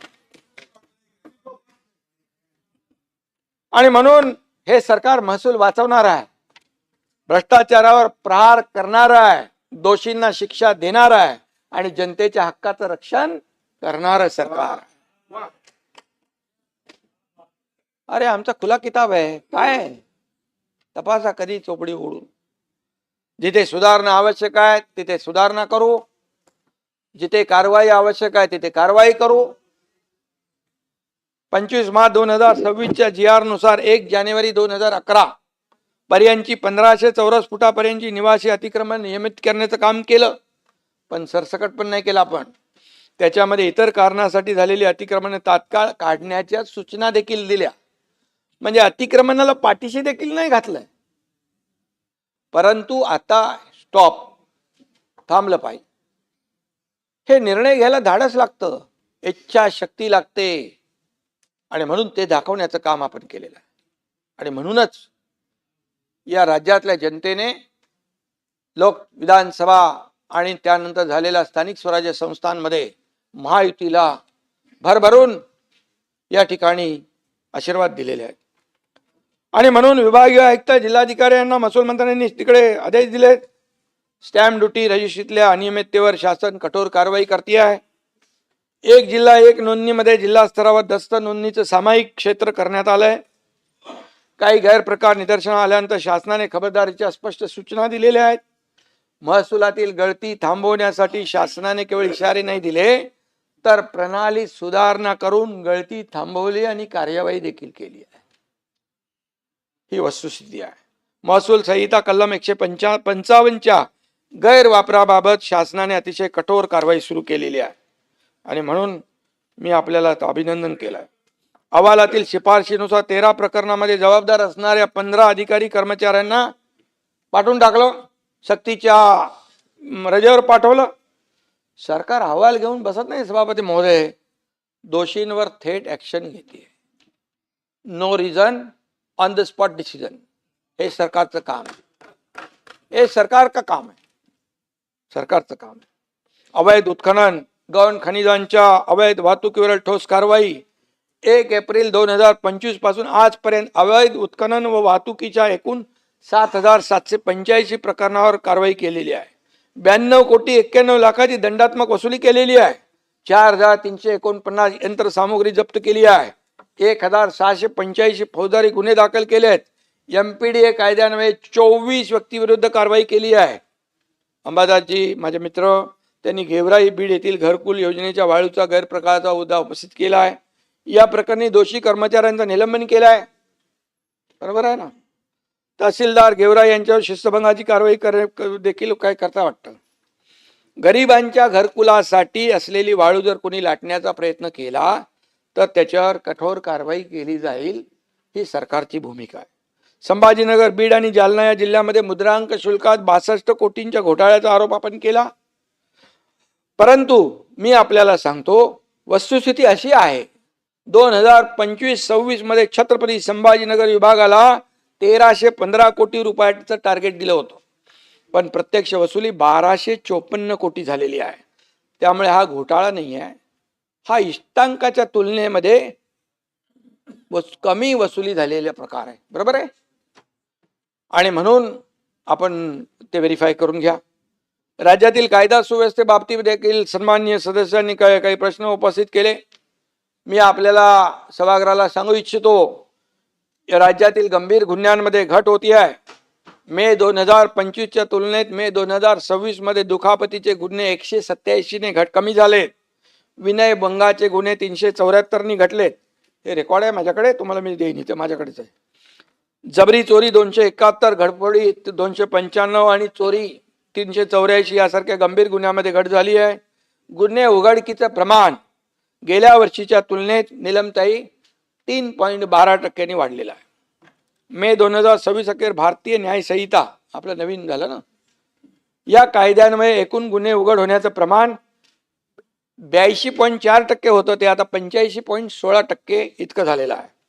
मे 2026 अखेरपर्यंत सभापती महोदय 1,95,751 प्रतिबंधक कारवाया मोका MPDA अशा केलेल्या आहेत.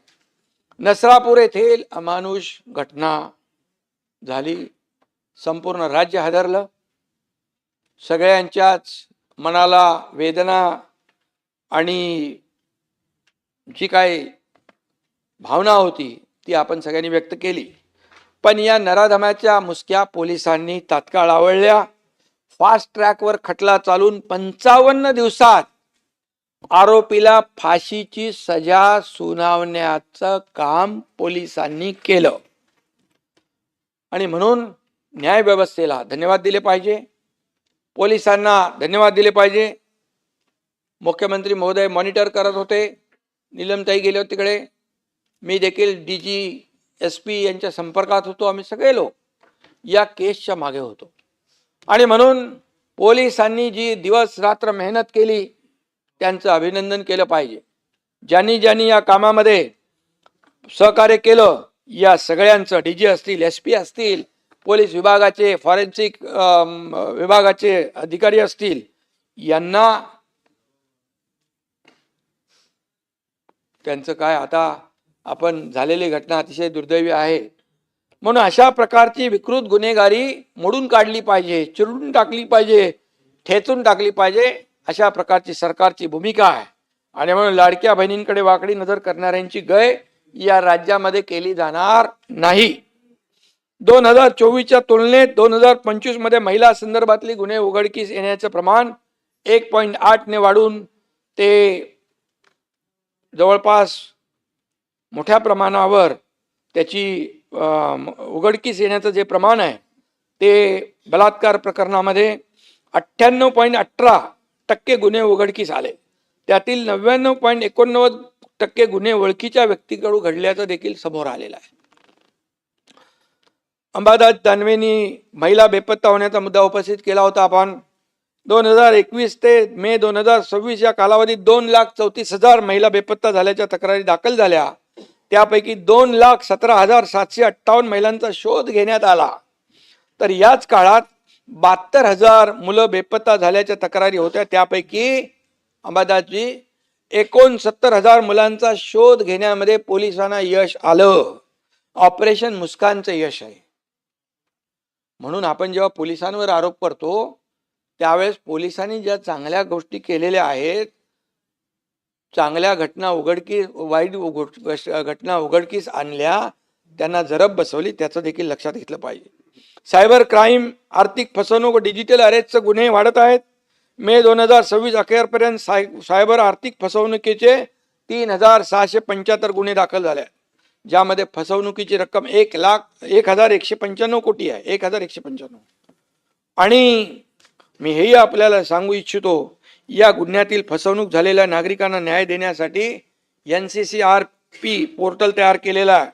गेल्या 5 वर्षात अनेक आरोपींची बँकेची खाती फ्रीज करून नागरिकांचे 1,599 कोटी वाचवण्यात महाराष्ट्र सायबरला यश आलेलं आहे.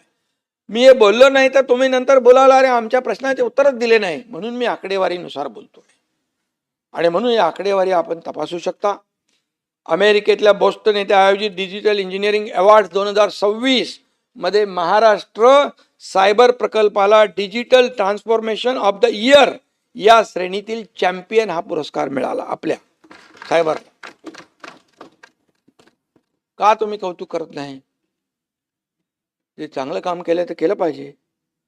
मे 2026 अखेर MD ड्रगचा 349 गुन्हे दाखल करून 591 आरोपींना अटक केली. 193 कोटी रुपयांचे 83 किलो MD जप्त करण्यात आलं. आंतरराष्ट्रीय ड्रग तस्कर सलीम डोला याला तुर्कीमधून तर त्याच्या 3 सहकाऱ्यांना UAE मधून अटक केलं. या देशव्यापी सिंडिकेट कडून 256 कोटींचं ड्रग आणि मालमत्ता जप्त केली आहे. ही नाही चांगली कामगिरी पोलिसांची. या प्रकरणात दोषी किंवा दुर्लक्ष करणाऱ्या पोलीस अधिकारी या ठिकाणी कोणी असतील त्यांच्यावर कारवाई देखील करण्याचा बडगा उगारलेला आहे. अंमली पदार्थाच्या गुन्ह्यात 0 टॉलरन्सची सरकारची भूमिका आहे. 2022 ते मे 2026 दरम्यान 24 पोलिसांना निलंबित, 18 पोलिसांना शासकीय सेवेतून बडतर्फ. हे सरकारची कारवाई आहे. हे सरकार गुन्हे दाखल करून थांबत नाही, तर त्याच्या शेवटापर्यंत गुन्हेगाराला शिक्षा होईपर्यंत पाठपुरावा करणारं हे सरकार आहे. सरकार निष्पक्ष आहे, कुणालाही पाठीशी घालणार नाही. गुन्हेगारांना शासन करणारं आणि विकासाला गती देणारं हे आमचं सरकार आहे. आणि म्हणून मी आपल्याला एवढंच सांगतो, या ठिकाणी राज्यातला नक्षलवाद पूर्णपणे संपवण्याचं काम मोदीजींच्या नेतृत्वाखाली अमितभाईंनी केलं. त्यांनी ऐलान केलं होतं की 2026 मे पर्यंत या देशातला नक्षलवाद संपला पाहिजे. आता गडचिरोलीमध्ये बघा, सुरजागडमध्ये कोण जात नव्हतं, तेव्हा मी पालकमंत्री होतो. सुरजागडमधला पहिला प्रकल्प सुरू केला. हजारो लोकांना आता काम मिळतंय. आता मुख्यमंत्री महोदयांनी तिथं स्टील हब करण्याचा प्रयत्न चालू केलेला आहे. हजारो लोक आता काम करतायत आणि जे कोणी तिकडे जायला फिरकायला मागत नव्हते तिकडे आता इंडस्ट्री टाकतायत. ही अचिव्हमेंट नाही आहे का? ही अचिव्हमेंट नाही आहे का? त्यावेळेस मी स्वतः म्हणालो की सुरजागडमध्ये प्रकल्प चालू करायला कंपनी तयार आहे, पण सरकार त्याला पूर्ण सपोर्ट करत नाही, कारण नक्षलवाद्यांची भीती. मी त्यावेळेस म्हणालो, सरकार नक्षलवाद्यांना घाबरत असेल तर हे सरकार कामाचं नाही. त्यावेळेस मी म्हणालो होतो. आणि वेळ पडली तर मी स्वतः तिकडे जाऊन तो कारखाना सुरू करेन. आणि दादाजी, तो कारखाना सुरू झाला, आज तो सुरू आहे. आणि आता मुख्यमंत्री आणखी त्याचं तिकडचं गडचिरोलीमध्ये इथं अशीच पण आहे. आणि आता एक पूर्ण वातावरण बदलून गेले. मग नक्षलवाद संपवल्यामुळे विकासाला चालना मिळालेली आहे, याचं कौतुक करायला नको? आपलं राज्य प्रगतीपथाकडे चाललंय. आणि म्हणून मी आपल्याला एवढं सांगतो, सिंचनापासून इन्फ्रास्ट्रक्चर प्रकल्पापर्यंत सगळ्यामध्ये स्पीड ब्रेकर घालण्याचं काम कोणी केलं? आम्ही सरकारमध्ये यायच्या अगोदर 2 सिंचन प्रकल्पांना फक्त मान्यता दिली होती. माझ्या मुख्यमंत्री पदाच्या कारकिर्दीत 125 आणि देवेंद्रजी आता त्यांच्या मार्गदर्शनाखाली जवळपास 250च्या पुढे आम्ही गेलोय. सिंचनाचे प्रकल्प मान्यता दिले. मराठवाडा वॉटर ग्रिड बंद करून टाकलं. मुख्यमंत्र्यांनी 2014-19 मध्ये झालेली जलयुक्त शिवार योजना बंद केली. आम्ही सुरू केली ती. अंबादाजी मराठवाडा वॉटर ग्रीड पाहिजे आपल्याला, जलयुक्त शिवार योजना पाहिजे, शेतकऱ्यांसाठी पाहिजे. मग हे का कशासाठी? समृद्धी महामार्ग खोडा, धारावीचे पुनर्वसनमध्ये खोडा, याच्यामध्ये बुलेट ट्रेनमध्ये खोडा, हे सगळे खोडा आम्ही खोडून टाकले. स्पीड ब्रेकर हटवून टाकले. स्पीड ब्रेकर मी नेहमी म्हणतो त्यावेळच्या लोकांचा पाय होता ब्रेकवर, आमचा पाय आहे ॲक्सिलेटरवर. आणि त्यामुळे तुम्ही त्या पद्धतीने जे आपण जातो आहे, विकासाला गती देतोय.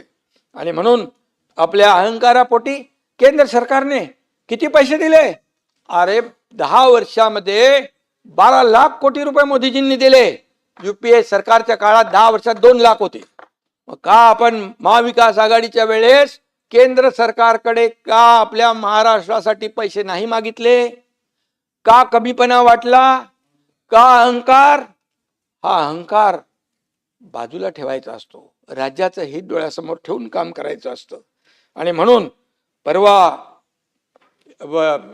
देवेंद्रजींनी गेले तिकडे गुजरातचं आपलं 10 TMC पाणी, ते नर्मदेचं 10 TMC पाणी मंजूर करून घेतलं. त्याचा फायदा होणार नाही महाराष्ट्राला? हे काम नाही केलं आम्ही? हे सरकारचं काम नाही? आणि म्हणून मी आपल्याला सांगतो, चांगल्याला चांगलं म्हणण्याची शिकवण बाळासाहेबांनी दिली होती. ती आचरणात आणण्याचं काम आपण केलं पाहिजे. आम्ही करतोय, तुम्ही करा. आणि म्हणून या ठिकाणी घरं, परवडणारी घरं काय केलं? बाळासाहेबांनी स्वप्न पाहिलं होतं त्यावेळेस मुंबईमध्ये 40 लाख लोकांना घरं मिळाली पाहिजे. मी मुख्यमंत्री असताना क्लस्टरला योजनेला देवेंद्रजी आम्ही चर्चा केली आणि क्लस्टर योजनेला जन्म दिला.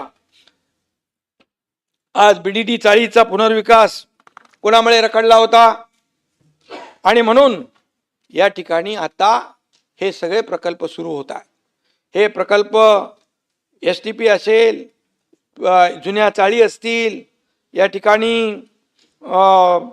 जे जे काही स्थगिती दिलेले प्रकल्प आम्ही मार्गी लावतोय. स्थगिती हा शब्द आम्ही काढून टाकला, आमच्या शब्दकोशामधून स्थगिती काढून टाकला. आमचे स्थगिती सरकार नाही, प्रगती सरकार आहे. पाटील साहेब, बंटीबाई, प्रगती सरकार आहे. आणि म्हणून पायाभूत सुविधा, कृषी, उद्योग, समाज कल्याण या सगळ्या क्षेत्रामध्ये आम्ही काम करतोय. हे रखडलेले प्रकल्प 4 वर्षामध्ये पुढे नेण्याचं काम आम्ही करतोय. प्रत्येक क्षेत्रात बघा, प्रत्येक विभागामध्ये बघा, सकारात्मक काम सुरू आहे. जे जनतेच्या हिताचं आहे तेच आम्ही कॅबिनेटमध्ये मंजूर करतो. हे खुलेआम आपल्याला मी सांगतो. त्यामध्ये गृहनिर्माण, पुनर्विकास, सिंचन, राज्याच्या इतिहासामध्ये आजवर झाल्या नव्हत्या एवढ्या लोक कल्याणकारी योजना देखील आम्ही सुरू केल्या.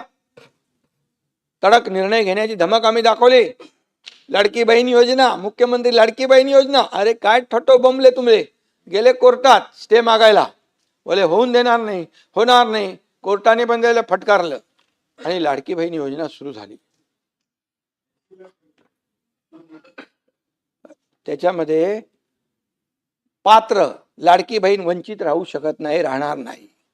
आणि मुख्यमंत्री माझी लाडकी बहीण योजना कधीही बंद होणार नाही, हे लक्षात घ्या. आता जर त्या महिलेच्या नावावर पुरुषांनी जर तो फायदा उचलला असेल तर सांगा बरं, सांगा बरं. आणि म्हणून आपल्याला मी सांगतो, या लाडकी बहीण योजनेचं पंतप्रधानांच्या आर्थिक सल्लागार समितीने सुद्धा ॲप्रिशिएशन केलंय.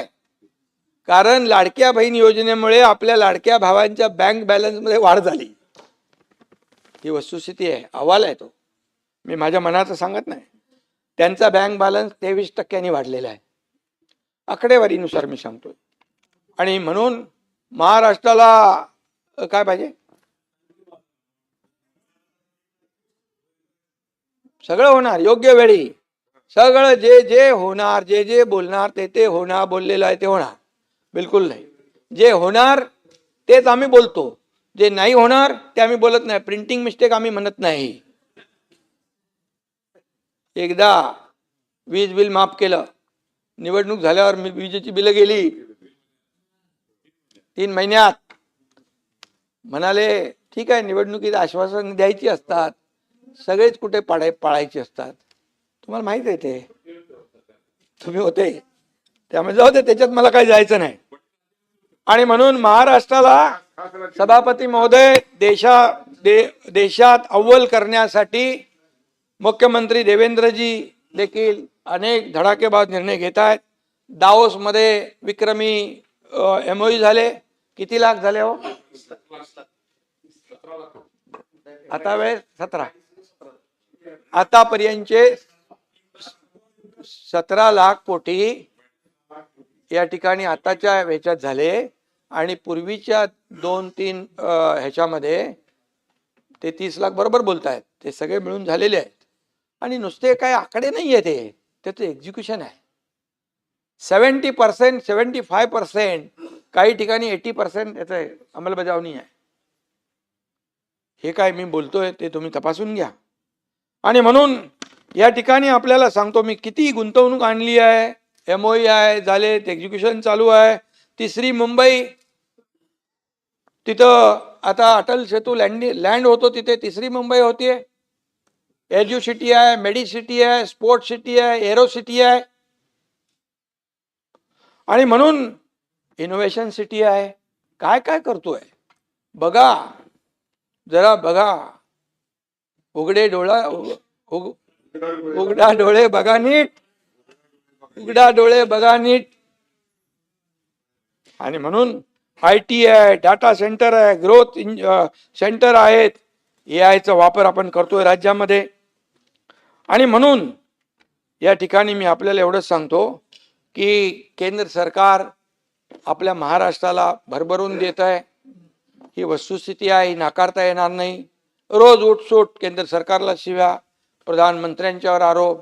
तिकडे अमितभाईंनी तर 10,000 कोटी रुपये दिले आपले, ते इन्कम टॅक्स माफ केलं ते साखर कारखान्यांचे. सहकार विभागामध्ये त्यांनी पॅक्सचं एवढं मोठं जाळं निर्माण करताय की शेवटच्या भगिनीपर्यंत हा फायदा झाला पाहिजे. हे सगळं जे आहे कुठेतरी आपण लक्षात घेतलं पाहिजे की नाही. आणि म्हणून या ठिकाणी आता कालच बघितलं, मोदीजींना आपले तुमचे नेते तिकडे शिव्या म्हणजे आरोप करतात, वाईट बोलतात, परदेशात जाऊन टीका करतात. अरे याच प्रधानमंत्री मोदीजींना 33 देशांचे सर्वोच्च पुरस्कार मिळाले. का डोळे बंद करताय? का हे देशाचा अभिमान नाहीये?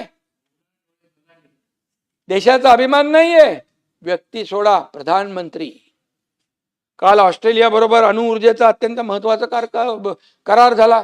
महाराष्ट्राला फायदा नाही होणार त्याचा? होणार. मग आपल्याला हे ऊर्जा निर्मितीला बळ मिळेल. आणि म्हणून हे सगळं जे आहे हे गतिमान सरकार आहे. आणि म्हणून तुम्ही किती काही म्हटलं तरी लोक जी आहेत, जनता जी बघतीये प्रत्यक्ष, कामं सुरू आहेत, फील्डवर कामं सुरू आहेत. काम पारदर्शीपणे झाले पाहिजे अशी आमची भूमिका आहे, बिलकुल आहे. आज आपण आणखी एक निर्णय घेतलाय. कुठे गेला निरंजन डावकरे? हाय. निरंजन म्हणाला की जे काय कामाचं परफॉर्मन्स ऑडिट झालं पाहिजे, सगळ्या गोष्टी झाल्या पाहिजे. आपण जे निधी देतो या निधीचा पुरेपूर विनियोग होतोय की नाही, क्वालिटी मिळते की नाही, या सगळ्या गोष्टी पाहण्याचं काम आपण केलं पाहिजे. म्हणून स्थानिक स्वराज्य संस्थांना विकास कामांसाठी राज्य सरकारकडून विक्रमी विकास निधी दिलेला आहे. या विकास कामामध्ये पारदर्शकता, गुणवत्ता, उत्तरदायित्व आणि नागरिकांचा विश्वास अधिक बळकट करण्यासाठी परब साहेब social and technology audit mechanism टप्प्याटप्प्याने आम्ही लावणार.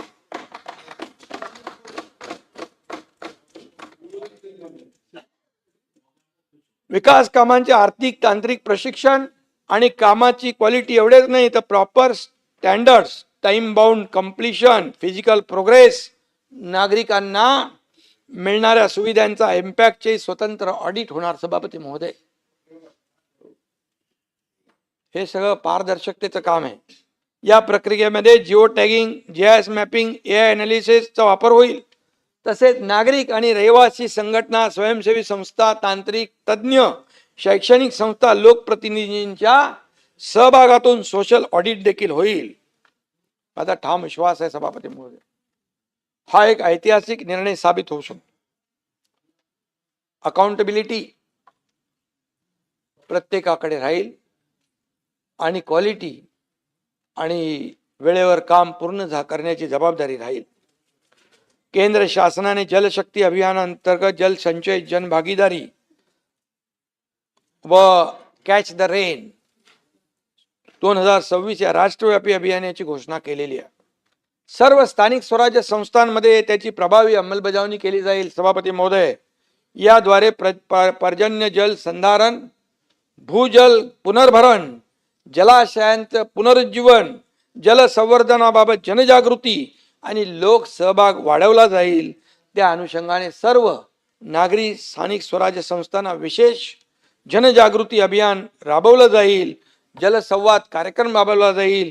कॅच द रेन मोहिमेद्वारे व्यापक प्रचार केला जाईल आणि जल संवर्धनाशी संबंधित कामांचं उद्घाटन, लोकार्पण, तलाव पुनरुज्जीवन, हरित क्षेत्र विकास तसेच आवश्यकतेनुसार स्पंज पार्क विकसित करण्याचे निर्देश दिलेले आहेत. पावसाचा प्रत्येक थेंब अडवा, जिरवा आणि जपा हा संदेश जनतेपर्यंत पोहोचवण्याचं काम महाराष्ट्र सरकार जल सुरक्षित व जल समृद्ध करण्यासाठी शासन करेल, अशा प्रकारचं या ठिकाणी मी सांगू इच्छितो.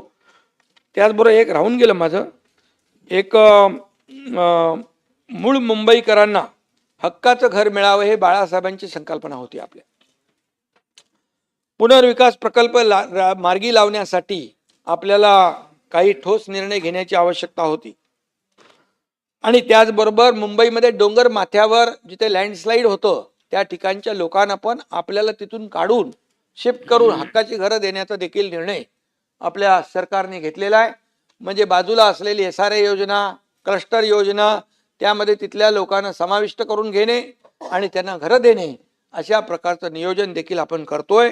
आणि आपल्याला मी अगदी थोडक्यामध्येच सांगतो की किती मोठे प्रकल्प आता जे रखडले होते 20-20, 25-25 वर्ष, ते रखडलेले प्रकल्प आपण मार्गी लावतोय. गोरेगावचा मोतीलाल नगर पुनर्विकास प्रकल्पाचा प्राथमिक मास्टर प्लॅन तत्वता मंजूर करून त्याला LOI दिलाय. अंधेरी जुहू गल्ली 27,000 घरं, रमाबाई आंबेडकर नगर 17,000 घरं, अभ्युदय नगर 3,410 कुटुंब, त्याचबरोबर GTB नगर 1,200 कुटुंब, यामध्ये त्याचबरोबर कामाटीपुरा 8,800 सदनिकांचा पुनर्विकास प्रक्रिया जी गेल्या अनेक वर्ष रखडली होती ती आपण मार्गी लावतोय. तिथल्या आमच्या माता भगिनी ज्या आहेत त्यांचं देखील क्वालिटी लाईफ त्यांना मिळालं पाहिजे. त्यांना मान सन्मान आदर, त्यांचा जीवनमान बदललं पाहिजे, यासाठी आपण प्रयत्न करतोय. SVP नगर, त्याचबरोबर ही सगळी जी काही घरं आहेत, आता जी घरं 300 फूट नाही, काही ठिकाणी तर 1,000 फूट आहेत, 1,500 फूट आहेत, मोठी पण घरं आहेत. नामजोशी BDD चाळीचा महत्वाकांक्षी प्रकल्प देखील सुरू होतोय. परंतु काही हे प्रकल्प रखडल्यामुळे जो मुंबईकर मुंबईच्या बाहेर फेकला गेलेला आहे, अगदी इकडे वसई, विरार, नालासोपारा, इकडे कल्याण, डोंबिवली, अंबरनाथ, बदलापूर, वांगणीपर्यंत गेलेला मूळ मुंबईकर पुन्हा मुंबईमध्ये आणण्याचं काम सरकार केल्याशिवाय राहणार नाही. आणि म्हणून फनेल झोनच्या बाबतीमध्ये देखील, पुनर्विकासाच्या बाबतीमध्ये नगर विकासने निर्णय घेतलाय. काल देखील मुख्यमंत्र्यांनी त्याची बैठक घेतली आणि फनेल झोनचा पुनर्विकास देखील ही मुंबईकरांची डोकेदुखी आहे आणि म्हणून मुंबईकरांसाठी तो देखील न्याय देण्याचं काम आपण करतोय. त्याचबरोबर डिफेन्स मधले रेल्वेच्या खाली असलेल्या ज्या काही झोपडपट्ट्या आहेत, मी स्वतः रेल्वे मंत्र्यांशी, पियुष गोयल यांच्याशी बोललो जाऊन, आपल्या अश्विनी वैष्णव, त्यांना सांगितलं इतक्या वर्षापासून हे लोक राहत आहेत, तर म्हणाले DPR तयार करून आणा, आपण त्याला मान्यता देऊ आणि एक प्रकल्प आपण केला तर त्या धर्तीवर आणखी देखील प्रकल्प करू, त्याच्यामध्ये कायमची डोक्यावरची टांगती तलवार भाई निघून जाईल त्यांच्यावरती, तो देखील काम आपण करतोय. आणि म्हणून डिफेन्स आहे, CRZ बाधित इमारतींसाठी सर्वकष पॉलिसी आपण करतोय आणि म्हणून या क्षेत्रातल्या सर्व इमारतींचा पुनर्विकास रखडलेला आहे, तो पुनर्विकासला चालना देण्याचं काम आपण करू. काही लोक फक्त मराठी माणसाच्या नावाने गळा काढतात, असं नाहीये. आम्ही करतोय, मनापासून करतोय. त्यांना पुन्हा मुंबईमध्ये आणणार आणि म्हणून त्यांच्या आयुष्यातला बदल घडवण्याचं काम देखील करणार. गिरणी कामगार सचिन भाऊ त्याचं एक करत असत प्रयत्न. गिरणी कामगारांना देखील घरं देण्याचा निर्णय भाई आपण करत असता. आणि वांगणीला जे जाणार आहेत ते, जे नाही त्यांना आम्ही मुंबई MMR मध्ये घर देतोय. त्यामुळे तो निर्णय देखील झालेला आहे. आणि म्हणून या ठिकाणी त्यांच्या त्यांच्या जीवनामध्ये बदल घडवण्याचं काम आपण या ठिकाणी करतोय. आणि मी आपल्याला एवढंच सांगतो अंबादासजी, आणि आम्ही तोडायची भाषा करत नाही, आम्ही जोडायची भाषा करतो. आम्ही तुडवायला आलेलो नाही, आम्ही वाढवायला आलेलो आहे. समजलं की नाही? आणि आम्हाला हे विकास करायचा आहे, आम्हाला हे सगळं भानगडी करायची नाही. आणि म्हणून आम्ही तिकडे लक्ष देत नाही, दुर्लक्ष करतो. म्हणून आम्ही एवढं काम करू शकलो, याचा आम्हाला अभिमान आहे. आणि म्हणून काय रोज काय काय भाषा देता, काय काय बोलता, तुम्ही नाही बोलत, पण काही लोक बोलतात काय काय, म्हणजे ते 4 वर्षापासून तीच भाषा आहे. मी त्याचा उल्लेख करू इच्छित नाही, परंतु शिंदे आहे मी, आणि बाळासाहेबांचा शिंदे बंद आहे. आणि त्याच्या माझ्यामुळे अनेकांचे वांदे देखील झालेले आहेत. आता कुठंतरी बघा, पहिले तर दारात नव्हते, पण आता घरामध्ये मिटिंगा होतात. त्याचं क्रेडिट मला देणार का तुम्ही? सुनीलला सांगू. आणि ठीक आहे, चांगलं आहे, करू द्या. 6 खासदार आले, स्वागत केलं आम्ही त्यांचं. का आले हे आत्मपरीक्षण करा. आणि म्हणून त्यानंतर भाऊचा धक्का आला, तो कुठे गेला? जोर का धक्का धीरे से. आणि म्हणून हे सगळं जे गमतीचं आहे. आणि म्हणून मी आपल्याला सांगतो, शिव्याशाप देऊन काही होणार नाही. तुम्ही स्वतः आत्मचिंतन, आत्मपरीक्षण करण्याची आवश्यकता. बघा, मी कधी कोणी काय बोललं तरी मी माझं मोजकं प्रतिक्रिया देतो आणि विषय सोडून देतो. मी त्याच्यामध्ये जर घुसलो तर काम होऊ शकत नाही. आणि म्हणून विकासाचा अजेंडा घेऊन आम्ही पुढे चाललेलो आहे. मी आपल्याला एवढंच सांगतो, आत्मपरीक्षण करा. सभापती महोदय, आपल्या माध्यमातून मी सांगतो, आत्मपरीक्षण करा. आणि एवढंच सांगतो जाता जाता, ए पत्थर दिल तेरा ये भरम भी टूट जाए. अरे क्या भाऊ का धक्का अभी आया क्या?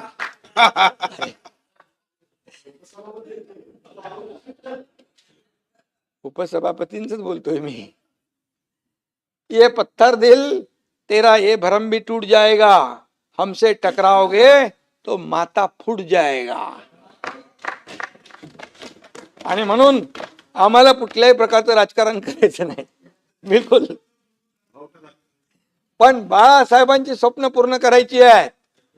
एक एक प्रॉब्लेम, एक एक त्यांचं स्वप्न पूर्ण करतोय आम्ही, आणि त्याचा अभिमान आहे आम्हाला. मुंबई झोपडपट्टी मुक्त स्वप्न राबवतोय आम्ही. त्याच्यात मगाशी मी सांगितलं, आता त्याच्यात मी जात नाही. पूर्णपणे क्लस्टर योजना आम्ही राबवतोय. ठाणे बोरिवली टनेलचं काम सुरू झालंय परब साहेब. मुंबई मुलुंड गोरेगावचं टनेलचं काम सुरू झालंय. बांद्रा वर्सोवाचं काम सुरू झालंय. वर्सोवा ते प्रताप सरनाईक कुठे आहेत, मीरा भाईंदर पर्यंत आपण पुढे जातो. म्हणजे वेस्टर्नची ट्रॅफिक पूर्ण संपली.